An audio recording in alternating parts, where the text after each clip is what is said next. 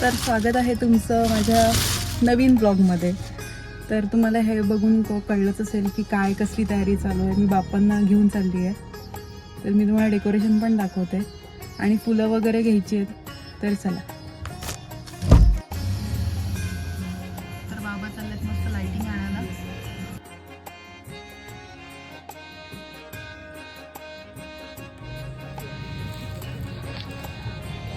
तर आम्ही इथे थांबलो लाइटिंग वगैरे घ्यायला, कारण की बाप्पाच्या मागे लाइटिंग पाहिजे. तर माझा सगळ्यात फेवरेट फेज वर्षाचा चालू झाला आहे, जो की मला पर्सनली आवडतो. सगळं आनंदीमय उत्साही वातावरण असतं सगळीकडे, लाइटिंग, फुलं वगैरे, डेकोरेशनचं सामान. आणि जसं की ऑलरेडी आपला महाराष्ट्रीयन सण चालू झालेच आहेत. दहीहंडी झाली, नागपंचमी झाली, श्रावण महिना झाला आणि आता बाप्पा येतात फायनली. त्यानंतर दिवाळी वगैरे आहेच.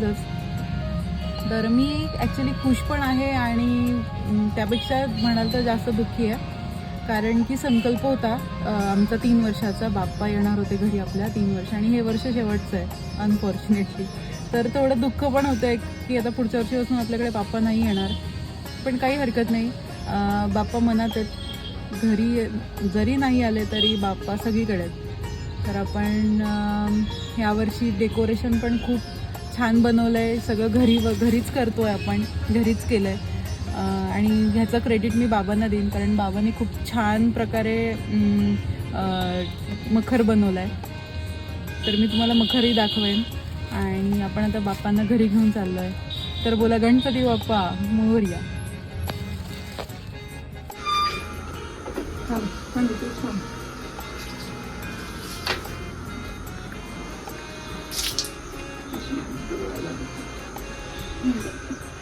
चार डोळ्यात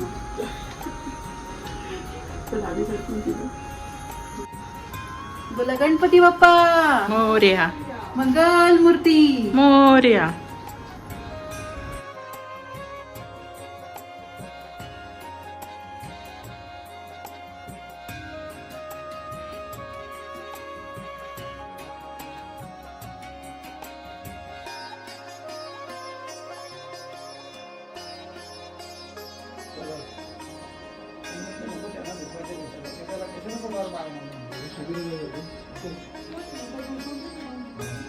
दर्शन झालं पाहिजे, मुखदर्शन म्हणजे ओपन झालं पाहिजे. गणपती बाप्पा गणपती बाप्पा मोरया. थोडं फक्त ऐकलं हे मंत्र नंतर म्हणणार, आता फक्त घालून येतात त्याला. आता मूर्तीला झटका लागला तरी आपल्या हातात येत आहे. तर बाकी काय ठेवायचे नाही. आणि तोंडाने ओम म्हणून आपला श्वास दिला. त्याच्याकडे श्वास नाही आहे, स्टार्ट करायचं आहे. त्याचा श्वास आपल्यातला दिला, त्याचा श्वासोश्वास चालू केला.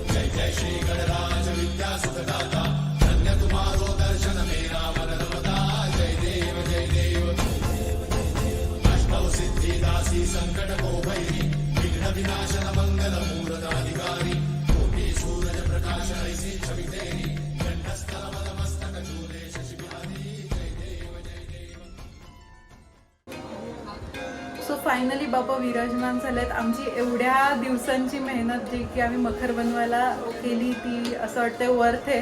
बाप्पा विराजमान झालेत तर. आणि मला सांगा मूर्ती कशी वाटते तुम्हाला, आपले बाप्पा कसे वाटतात. सगळ्यांनी दर्शन घ्या, म्हणजे बाप्पा तुम्हाला छान छान ब्लेसिंग्स देतील.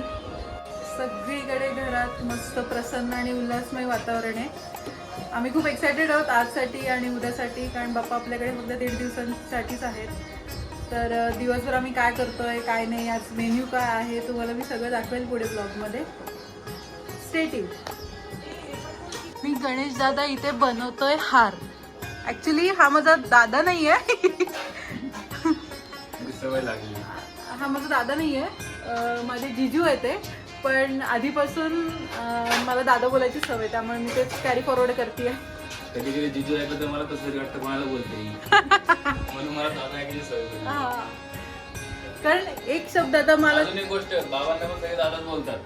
बाबांना असे दाजी किंवा जिजू वगैरे कोणी काही बोलत नाही, दादाच बोलतात. सगळे दादा बोलतात. तर माझं पण असंच आहे की मला असं माझं टोपण चिव आहे आणि लहानपणापासून मला तेच ऐकायला येतं. आणि जर मला अचानक असं श्रुती ऐकलं की थोडं हे वाटतं की कोण आहे, स्ट्रेंजर कोण आहे. आपल्याला वाटत ना हा आपलं हे नाव दादा चिव घेतलं की आपलं वाटतं. हा. तर अशीच काही गंमत चालू आहे. आता मी पटकन रांगोळी काढून घेते, मोदक करायचे. पुढची मदत करायला मलाही सोबत आहे, कारण की मला बघायचे कसे. येस, मी तुला थोडी मदत करू लागलो. सगळे बसणार आहेत मदत करायला, त्यामुळे अजून मजा येणार आहे. ती एक काइंड ऑफ फन ऍक्टिव्हिटी सारखंच आहे ना. पण वातावरण किती एक्सायटेड आहे. हो. तर मी केली सुरुवात रांगोळीला. आपली पटकन साच्याची रांगोळी असते ही, ती पटकन होते पण आणि थोडं आपण त्याला क्रिएटिव्ह पण करू शकतो. तर मी असं काहीतरी करते. वाव, सुंदर.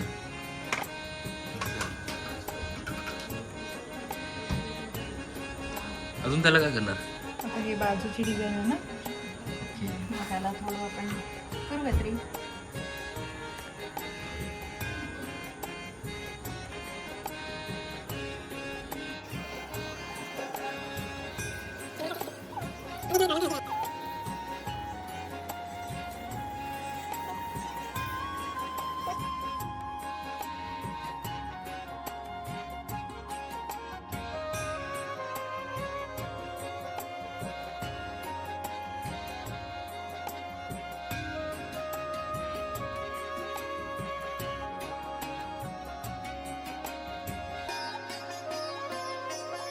बरोबर ना?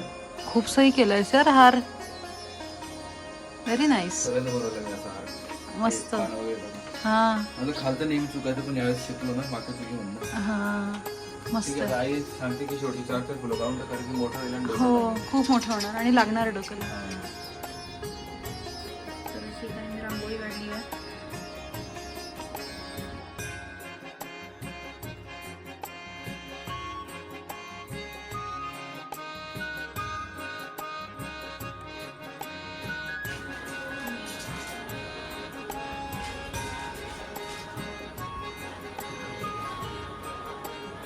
बघू इकडं. मस्त केलंस. ट्राय करते. जमत नाही एवढं छान. मस्त केलं. आता याला पाण्यात ठेवायचं का? हां. बोला गणपती बाप्पा. मोरया. मंगलमूर्ती. मोरया.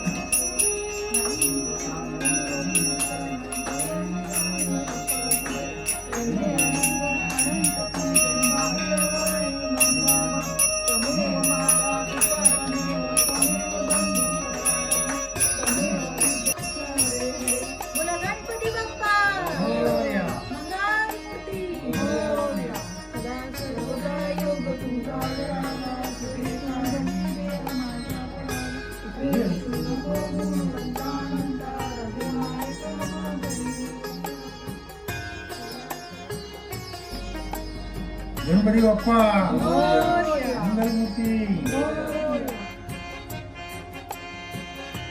प्रसाद